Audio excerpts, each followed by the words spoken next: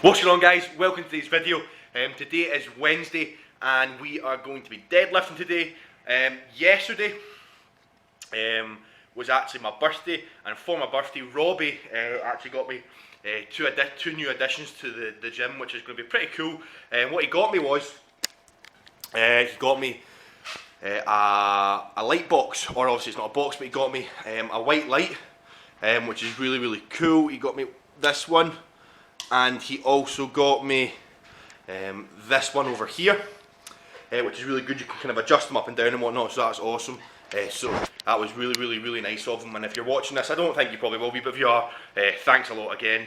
They're going to be really good, because especially when I film in the room that I film in, to do like my training talks and kind of informative videos and stuff like that, the lighting is pretty poor. There's not a lot of natural lighting, and the kind of lighting in there is just pretty poor and it's not great. So these are going to definitely come in really handy when filming them from now on. So hopefully that will make it look even better, which I'm really excited to use. Now, what I'd quite like to ask is, I'm not sure about, and I'm wondering if any of you could help me out.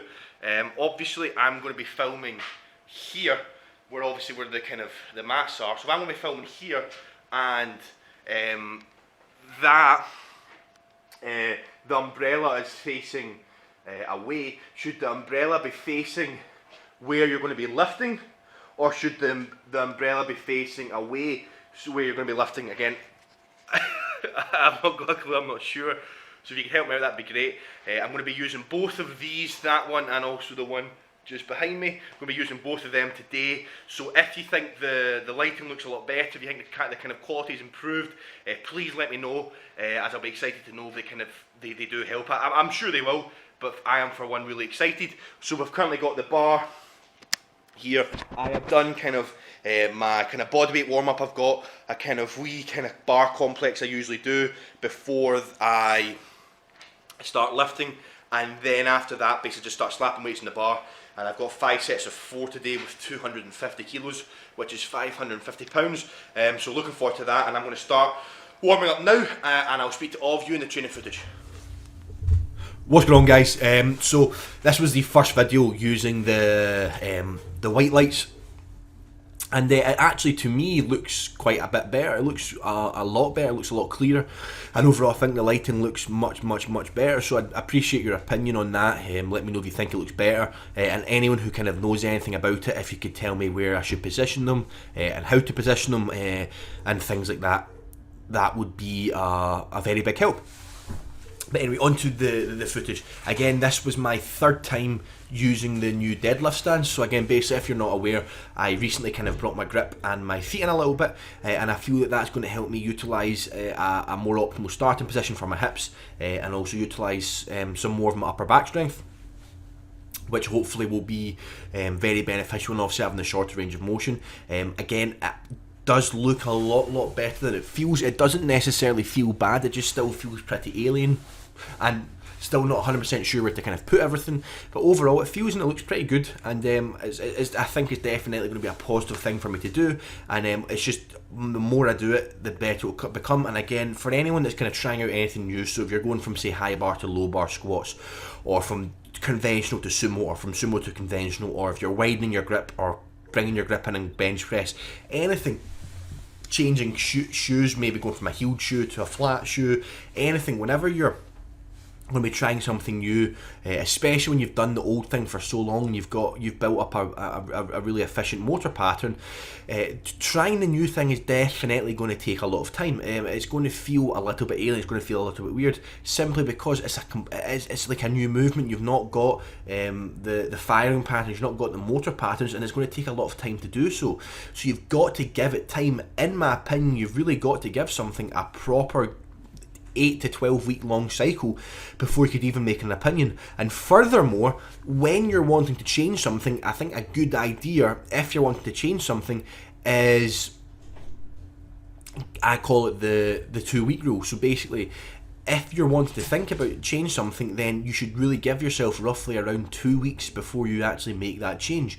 And the reason for that is simply because it will take away all forms of making a stupid decision due to some form of bias or emotional attachment, and purely Because ultimately, whenever you're doing something and you're maybe wanting to think about something or change something, whenever you're emotionally invested or emotionally attached into that movement, then that can then start to sway your decision making and not be able to make a fully kind of maybe the kind of what you should, the decision that you should make instead of the decision you're going to make just because you're emotionally invested into the movement. And if you give yourself roughly somewhere around 2 weeks, then that is most likely going to make sure that you make the right decision, because you're not going to have the same split emotional decision that you would potentially make off the bat if you're giving yourself somewhere around 2 weeks. And that's kind of a good basis to go off. Obviously, if you have a coach or a training partner or someone who maybe isn't as emotionally invested and isn't biased in the viewpoint, then maybe you could maybe obviously give it a shorter duration than 2 weeks, because they could look at it from a completely objective standpoint with no emotional investment or no emotional bias, and they could also make the decision. But yeah, furthermore, here we're benching, and again, this is a 5x5 with 135 kilograms, which again I believe is the most we've ever done for a 5x5, and it was just flying. Again, on the last rep of the last set, I took it for a 10-second pause, which is very encouraging. I really feel that I could probably take 140 kilograms for lots of sets of fives, and I'd actually one thing I'd really like to do is actually an AMRAP, or as many reps as possible, set with 140, purely because I'd just like to kind of see roughly where it's at. In my opinion, if you can hit 140 for roughly around, say, 12 reps, give or take, that's probably quite indicative and a really good sign that you probably are sitting at about a 180 kilogram bench press, which is a 4-plate bench press, in my opinion. Roughly around 12 reps, maybe 10 for some individuals, maybe a little bit more for some other individuals, but I think a good kind of measure would be 11 or 12 reps. And I actually believe that I could do that. I really, really do believe I could do that. And again, actually the sets kind of felt and looked better as they were going on.